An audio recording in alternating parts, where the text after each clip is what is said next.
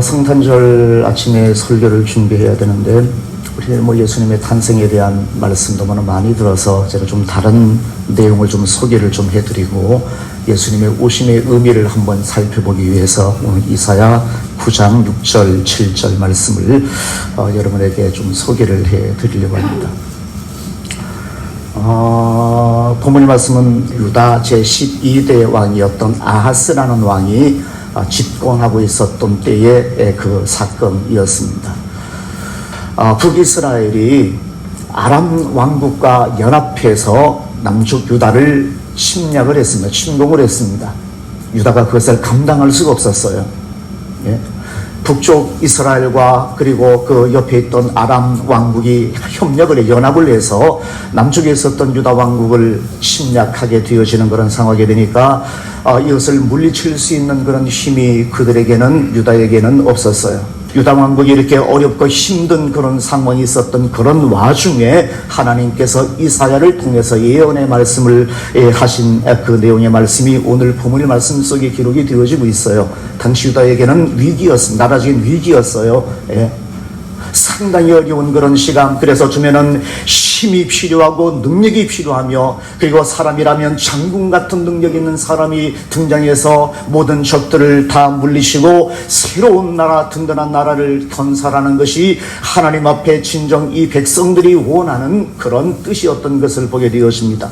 그런데 하나님께서 이사야를 통해서 말씀하시기를 한 아기를 너희에게 보내주겠다. 그의 이름은 기묘자라 모사라 전능하신 하나님이라 영존하시는 아버지라 평강의 왕이라고 할 것이다 라고 그렇게 말씀하신 겁니다.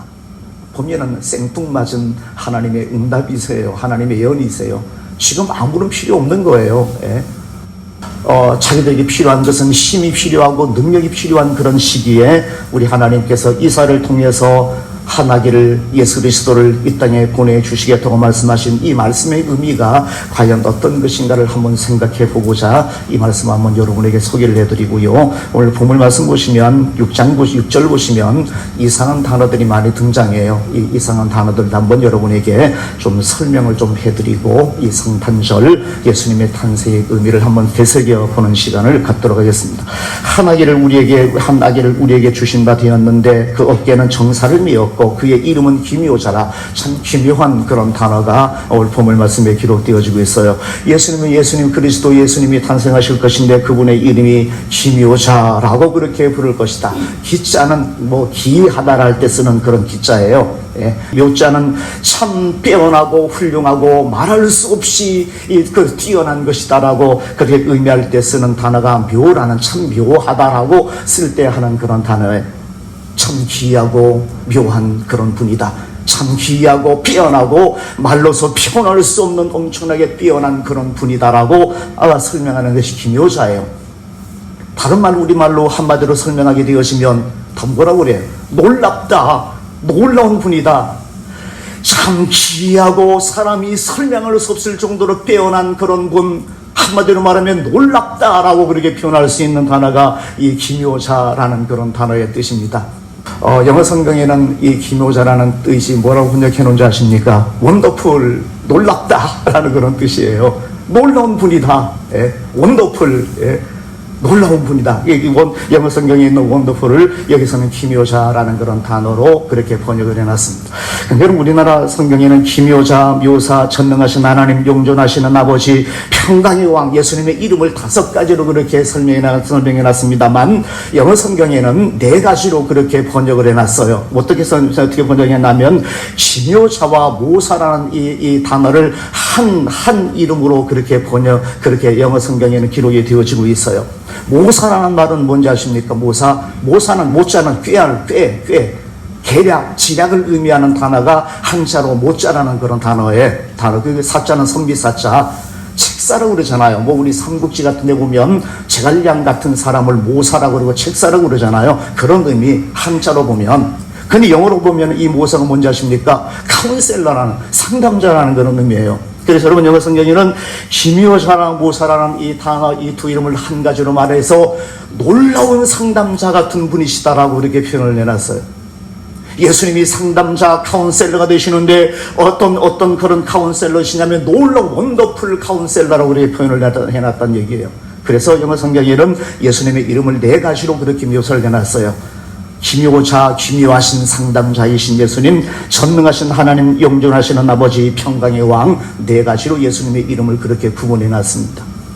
그 당시 북이스라엘 그리고 아람이 연합해서 침공을 해오고 그리고 아수르에게 도움을 구했는데 그 아수르가 북이스라엘과 아람을 물리신 다음에 그 칼을 다시 유다에게 들이대는 그런 상황이 발생하게 됐어요. 하나님께서 아수르에게 도움을 청하지 말아라, 더 큰 일을 당할 것이라는 것을 의미하면서 아수르에게 도움을 청하지 말라고 말씀하셨음에도 불구하고 아하스 왕이 끝내는 아수르에게 도움을 청하고 난 다음에 아수르 군대가 와서 북이스라엘과 아람을 물리쳐버리고요, 다시 돌아서서 유다에게 칼을 들이대는 그런 상황이 발생하게 되어진 거예요. 내 인간적인 방법과 내 능력과 사람의 힘을 의지하며 이 어려운 일을 타개하려고 했는데 불구하고 더 큰 어려움이, 더 큰 문제가 이들 앞에 찾아오게 되어진 그런 상황이었다라고 이해를 하시면 됩니다. 그러면서 하나님께서 이사를 통해서 말씀하시기를 한 아기를 너희에게 보내실 것인데 그의 이름은 놀라운 상담자 원더풀 카운셀러가 라고 불릴 것이다 라고 그렇게 말씀하고 있는 것을 보게 되었습니다. 뭐예요? 이 말씀의 의미가 뭐 같아요? 너희들이 인간적인 방법을 구하느냐? 삶이 힘들다고 어렵다고, 너희들의 나라가 참 위기 앞에 너희들이 섰다고, 너희들이 무엇을 구하는 힘을 구하고 인간적인 방법을 통해서 내가 어떻게 하면 이 모든 어려움을 이겨낼까라는 그런 머리를 쓰면서 방법을 찾고 있느냐라고 하나님께서 말씀하시는 것이 아니에요.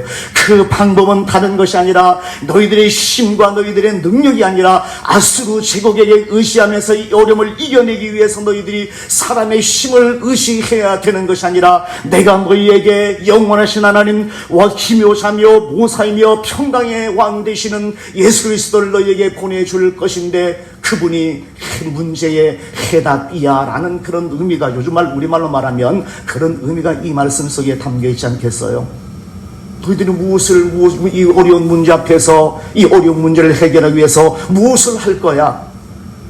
인간적인 방법을 동원해서 이 어려움을 이겨나가기 위해서 아수르 군대를 의지하는 것처럼 요즘 우리가 말하면 내 힘과 내 능력을 의지하며 내가 어떻게 하면 이 어려움을 이겨낼 수 있을까라고 잔머리 굴리며 내 인간적인 방법과 인간적인 생각을 너희들이 동원하는데, 그러나 문제의 해답은 거기 있는 것이 아니라 문제의 해답은 예수 그리스도에 있다는 사실을 기억하라는 것이 이 말씀의 의미가 아니겠는가라는 그런 말씀을 여러분에게 드리고 싶어요.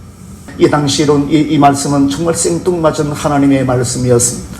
지금 죽게 되었는데, 엄청난 위기 앞에 서 있는데 아수르 제국은 북이스라엘과 아람을 물리신 다음에 다시금 돌아서서 자기를 향해서 창검을 들이대고 유다를 향해서 공격하고 있는 이런 상황인데, 이 어려움을 이겨나가기 위해서 어떻게 해야만 되어질 것인가라고 천전긍긍하며 하나님 앞에 기도하던 사람들에게 하나님께서 말씀하시는 거예요. 한 아기를 너희에게 보내줄 것인데 그분은 놀라운 상담자이시다라고 말해요. 상담자가 뭐예요? 우리 언제 우리 상담 받으러 가요? 내 힘과 내 능력을 어떻게 할 수 없을 때, 뭔가 방법을 찾고 싶을 때, 문제 해결을 해주고 뭔가 문제 방향을 제시해 주는 사람이 상담자잖아요. 예수님이 그런 분이시라는 얘기예요. 예수님께 가라는 얘기예요. 예수님께 오라는 얘기예요. 위기가 찾아오면, 어려움이 찾아오면, 내 삶에 문제가 찾아오면 아수르에게 의지하지 말고 더 큰 어려움을 당하게 되어지는 그런 상황이 생길 수 있으니까, 어려움이 생기면 사람의 힘과 사람의 능력으로 해결하기 위해서 발버둥치는 것이 아니라 상담자 되시는 예수님께 가져가라. 그 문제를 예수님께 가져가면 해결되어질 것이라고 하나님께서 지금 이 백성들에게 말씀하시는 것이 아니겠어요? 신약 성경 들어와서요, 예수님께서 어떤 문제가 발생할 때에 항상 문제의 해답은 예수님 자신이라고 그래요. 갈릴리 바다에서 예수님의 제자들이 배를 타고 가다 풍랑 만나서 허우적거립니다. 죽네 만에 하여간 그렇게 두려워 떨고 왕좌왕하고 죽는다 소리치고 막 했을 때 예수님께서 오시면서 뭐라고 그런지 아십니까? 두려워하지 마, 내가 너와 함께한다, 안심해 라고 말씀. 문제의 해답은 항상 예수 그리스도 자신이었던 것을 보게 됩니다. 오늘 본문의 말씀의 의미가 그런 것 같아요. 예수님이 이 땅에 오시고요, 이 땅에 오시고요, 예수님께서 신약 성경을 통해서 우리에게 말씀하신 그 모든 문제, 모든 말씀의 핵심은 내게로 오라는 것입니다. 수고하고 무거운 짐진 자들아 다 내게로 오라고 말씀하십니다. 이것이 문제의 해답이라는 얘기입니다. 하나님의 방법이었습니다. 힘들고 어려운 그런 세상 속에서 슬픔 많고 아픔 많은 그런 세상에서 우리가 몸부림치며 우리는 삶을 살고 있습니다. 이 세상의 문제도 너무나 힘들고요, 또한 죽음 이후의 세상의 문제도 너무나 힘든 그런 세상에서 우리가 삶을 살고 있지만 하나님의 대답은 분명하게 하나입니다. 너희들의 힘과 너희들의 노력은 더 큰 문제를 가져올 수 있지만 문제의 가장 핵심은 예수님께로 나오는 것, 예수님께로 문제를 가져오는 것, 이것이 문제의 해결 방법이다라고 그렇게 우리에게 말씀해 주고 있는 것을 보게 되었습니다. 힘들고 어렵다고 너희들이 무엇을 선택하고 무엇을 의지하겠느냐, 아수르 제국을 의지하겠느냐, 너희들의 힘과 능력을 의지하며 그렇게 삶을 살다가 나중에 더 큰 문제 앞에 직면할 수 있는 위험성이 있다는 것을 왜 알지 못하느냐. 문제의 해답은 하나님께 있고 문제의 해답은 예수 그리스도께 있다라고 말씀하시는 것이 오늘 본문의 말씀의 대답인 것을 보게 됩니다. 내가 해답이야 라고 말씀하시는 거예요. 내가 문제의 답이야 라고 말씀하시는 겁니다. 오늘 본문의 말씀에 있는 하나님의 뜻도 그러할 것이며, 오늘 우리 예수님께서 이 땅에 오시고 난 다음에 우리에게 성경을 통해서 말씀하신 예수님의 뜻, 하나님의 뜻도 마찬가지입니다. 세상에 어려움 많은 이 세상 속에서, 문제 많은 세상 속에서, 아픔 많은 그 세상 속에서 고민하고 이런저런 어려움 속에 삶을 살고 있어서, 그래서 내 방법을 찾고 인간적인 노력을 찾으며 그렇게 삶을 살아가지만 아니야, 문제의 해답은 예수 그리스도 한 분밖에 없어라고 말씀하고 있는 겁니다. 삶을 살아가면서 여러분 이런 일 많잖아요.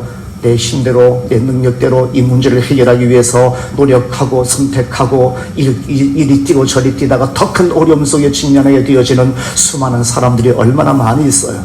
끝내는 주님 앞에 돌아와서 모든 것 다 잃어버리고 주님 앞에 돌아와서 주님께 항복하며 새로운 삶을 살아가는 사람들, 그런 신앙인들 엄청나게 많이 있습니다. 오늘 본문 말씀에서 하나님께서 이 유다 백성들에게, 이 어려운 상황에 처해 있었던 유다 백성들에게 예수님을 보내주시고 그분의 이름이 원더풀 카운셀러라고 말씀하시면서 주님께로 오라고, 하나님께 오라고, 예수님께 오라고, 문제의 해답은 너희들의 힘이 아니라 문제의 해답은 외부에 있는 것이 아니라 문제의 해답은 하나님께 있다, 문제의 해답은 예수님께 있다고, 그렇게 하나님께서 이사를 통해서 예수님을 소개하시는 말씀이 오늘 본문 말씀의 내용이잖아요. 전 그렇게 이 말씀을 여러분에게 오늘 이 성탄절 아침에 설명을 드리고요. 신약 성경 들어와도 마찬가지입니다. 문제의 해답은 예수님이십니다. 우리가 아무리 발버둥 쳐도, 우리 아무리 인간적인 노력을 통해서 이 어려움을 이겨나가기 위해서 노력해도 그러나 끝내 마지막은 문제의 해답은 예수님이십니다. 이 땅에서도 그렇지만 영원까지 이어지는 하나님의 답, 영원까지 우리의 인생의 모든 문제를 해결해 줄 수 있는 그 이름, 그분의 이름이 원더풀 카운셀러라고 말씀하십니다. 그분이 오늘 탄생하신, 이 땅에 오신 예수님이시라는 사실을 다시 한번 기억하시고요. 오늘 삶을 살아가면서 이런저런 어려움 많고 문제 많지만 가장 먼저 우리가 신경 써야 될 것은 문제의 해답은 하나님께 있다라고 여러분 믿으시고요. 주님께 하나님 앞에 기도하고 하나님을 제대로 바라보는 신앙생활을 통해서 모든 문제 해결의 시발점이 되어지는 그런 귀한 은혜를 덧입는 그런 하나님의 자녀들이 저와 여러분이 다 되었으면 좋겠습니다. 이 땅에 오신 주님을 찬양하고요. 주님만 의지하고 주님께만 우리의 시선을 두고 힘차게 달려가는 올 한 해 다 끝났으니까 내년 한 해도 그 주님을 바라보고 문제의 해답은 주님이야 라는 그 항상 그 생각 가지시고 주님을 바라보며 내년 한 해도 힘차게 걸어가는 그런 하나님의 거룩한 자녀들 다 되시기를 주님의 이름으로 축원을 드립니다.